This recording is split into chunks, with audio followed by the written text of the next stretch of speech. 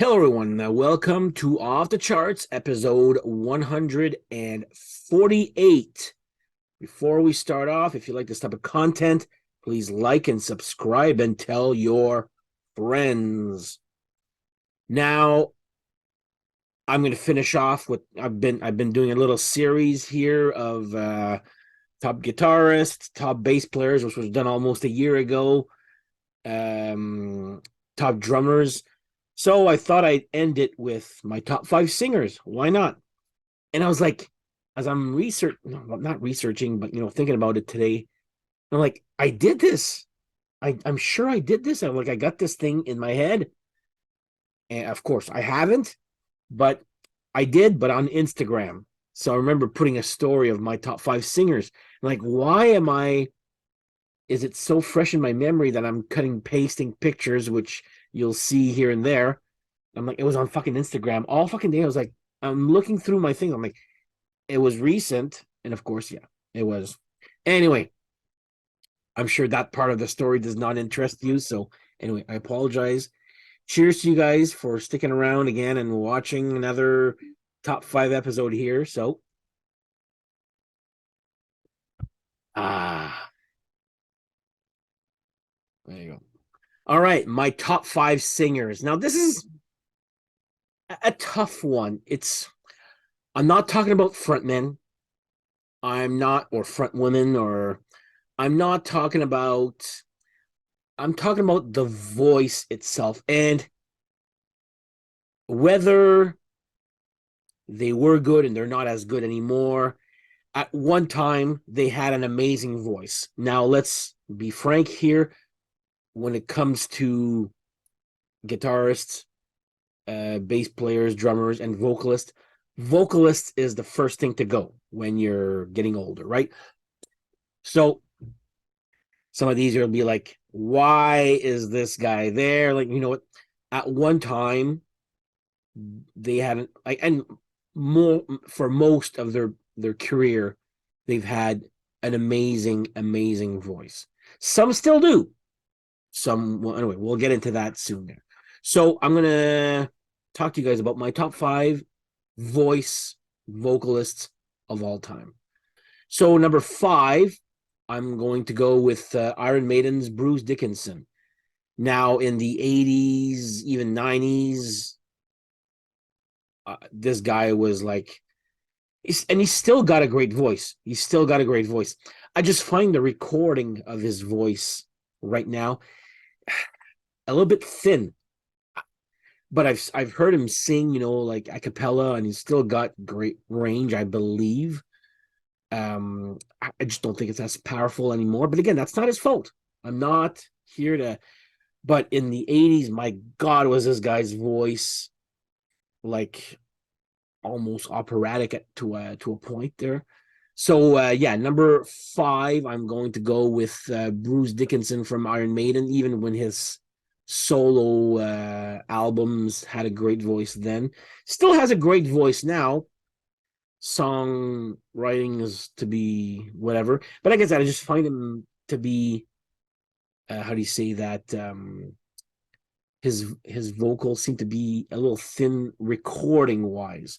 So it's a little tough to, and of course, he's not as powerful as he was in the 80s, but still perfect there. So number five, Bruce Dickinson. Number four, I'm going to put Judas Priest's Rob Halford. Now, great voice, can sing high, low, whatnot. He's what I would call the most human type of singer, where there are mistakes.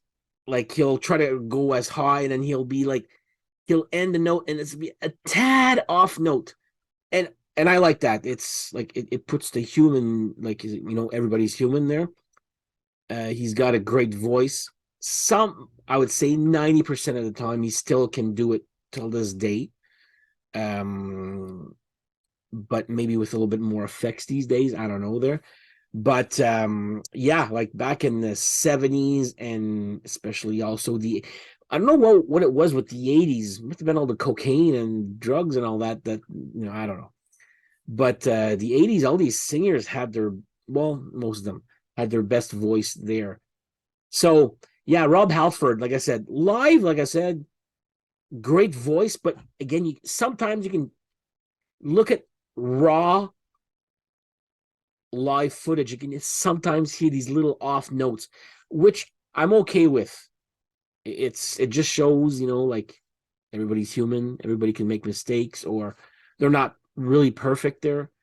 So there are some exceptions there, but anyway, Rob Halford to me, great voice, great tone also there. So number 4, Rob Halford from Judas Priest, and I guess Fight and Two. Does anybody out there own Two? There we go. Number 3, I'm gonna go with my favorite band. So I'm going to talk about Paul Stanley from Kiss. Now, before everybody says, yes, I know he's got trouble with his voice now, but you can't hide or tell me that he did not. In the 80s, I'm like, how the hell can someone sing that high live? And again, raw live footage, and no falsetto. Like, I'm not talking about your I Was Made for Loving You there. In the 70s, it seems he was trying to find his voice. It was good, very good. But the 80s came out, and it was Kiss was his band pretty much. And he went all out in the 80s, even 90s, I would say. 90s had some great. Then, of course, he got some problems with, I guess he got operated on. And you know what? It's time to hang it up. The voice is, again, he's one that was great. Now, not so much anymore. He could still sing. It's just when he sings those high notes. And that's the problem with rock singers, I find, or heavy metal, hard rock singers. They kind of paint themselves into a corner, because a hard rock singer, most of the time, will be someone that's high pitched. Take your Mike Kisks, your who else there? Like people like that, like I said, Bruce Dickinson, Rob Halford. I won't talk about the other one just to spoil the. But yeah, heavy metal singers were like more known to be high pitched singers in metal, and it's tough to keep going. So anyway, number 3, Paul Stanley. It well, not it's too bad. I mean, it happens. It's life. Some people's voices are. Some people say, you know what, I should have hung it up a long time ago. If it bugs you that much, just don't go see them live. Like, it's that simple. I just don't understand the oh, they should have hung them up there. They should have hung them up or whatever. Whatever. Just don't go see them. It's plain and simple. All right, number 2. Great range. Still got it, I would say. Not as high of a range as before, but I'm going to go with Sammy Hagar from Montrose. Sammy Hagar solo. Van Halen. Back to Sammy Hagar solo, and then Sammy Hagar in the circle, chicken foot. I know sometimes he's got Michael Anthony helping him out. If you compare Michael Anthony to Sammy Hagar, I think Michael Anthony has the higher range, but he doesn't use it as often as Sammy does. So he doesn't wear it. Michael Anthony doesn't wear it out as much as Sammy does. You could see a little bit of, old age, but the guy can still sing, man. Like, he just came out with an album last year. It's like, wow, the guy, like, yeah, Sammy can still. He hasn't lost his voice really. I find, like anybody, a little bit, not as much high pitched voice anymore. But he's got such a great range. He was such a great ad for Van Halen too. Different range singers there. Anyway, there's not a bad thing I would say about Sammy Hagar. But yeah, I think he still got it. He's probably one that, out of all this list, probably the one I believe that old age has not affected his voice as much. That makes any sense there? So number two, Sammy Hagar. If I had some tequila, I would cheer you, man, my friend Sammy. Cabo Wabo tequila. I went to Vegas just to go and get some tequila, and then had a good time. Anyway, that's another story. But yeah, one of my places I want to go is Cabo Wabo. So anyway, next up, number one. I believe you guys see this coming a mile away now, but unfortunately, he's passed away. But even to his up until his death, he still had the greatest voice, and I'll explain more. Sorry. Ah, da, da. It's a long day at work, and then I gotta do the. Well, I'm complaining about doing this episode here. But anyway, number one, Ronnie James Dio. Elf, Rainbow, which to me has his best vocal range abilities ever. And I'll get to that and get back to that in a few. Then Black Sabbath, then Dio, then Sabbath and Heaven and Hell again.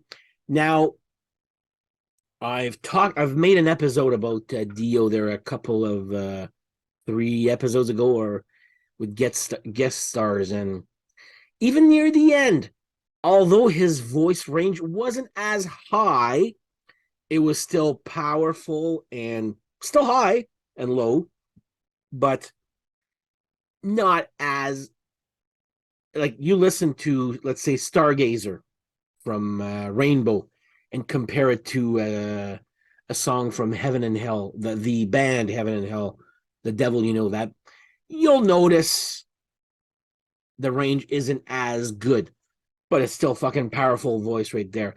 And what I've noticed I watch a lot of YouTube videos, and there's people, these vocal coaches I'm watching here and there, and they're listening to Dio, and they're like, how does this guy do it? Like, even vocal coaches are saying how great of a voice Dio had, and they're all like, they can't believe he didn't have any training or this, and he's not the way, and we're talking about vocal stuff I don't really understand there, but makes sense in a way there.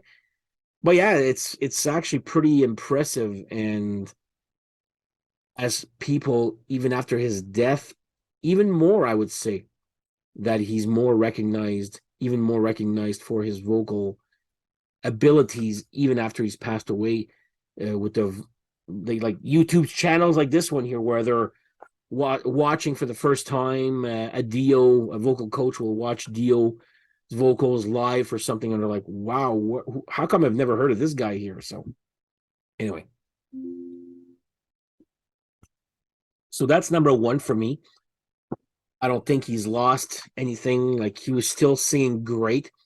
Maybe the range just a little bit, but one of the last recordings he's ever done with his cousin David Feinstein, their Metal Will Never Die.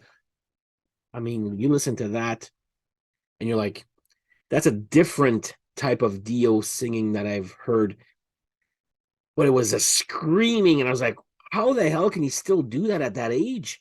So yeah, if you're curious to see any older recordings that he's done there, check out David Rock Feinstein, Metal Will Never Die. That's a great different type of vocal Dio there. Dio vocal, whatever. Ooh.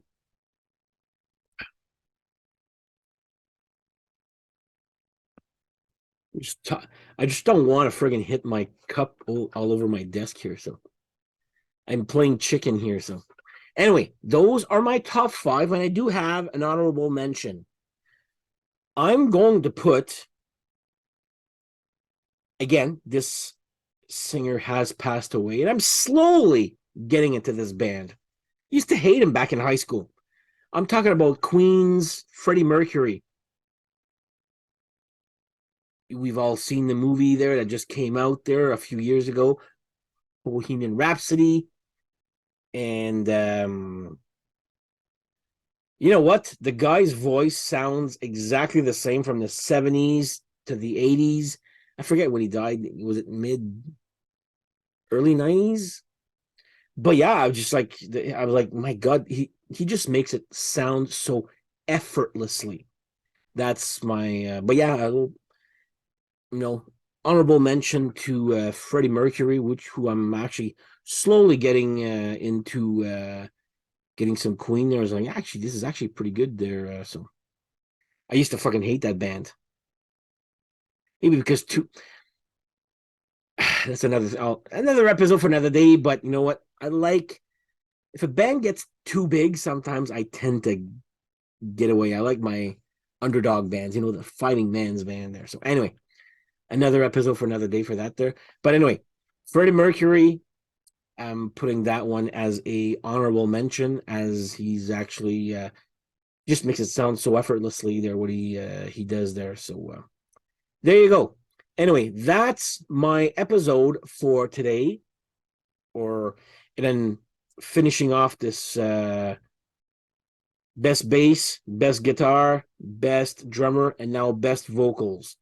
Maybe I'll do a best keyboard. I'm not sure, but I'm not doing best, as Kevin would say, I'm not doing a best kazoo player or a best triangle player. There's only one. Believe it or not, I've seen Foo Fighters live a few years back, maybe 10 years ago, where they had a triangle player and the guy did a triangle solo, which was actually fucking amazing. So I thought I'd seen it all, and then I saw that. I'm like, all right, I keep seeing something different every time. So anyway, that's another story there.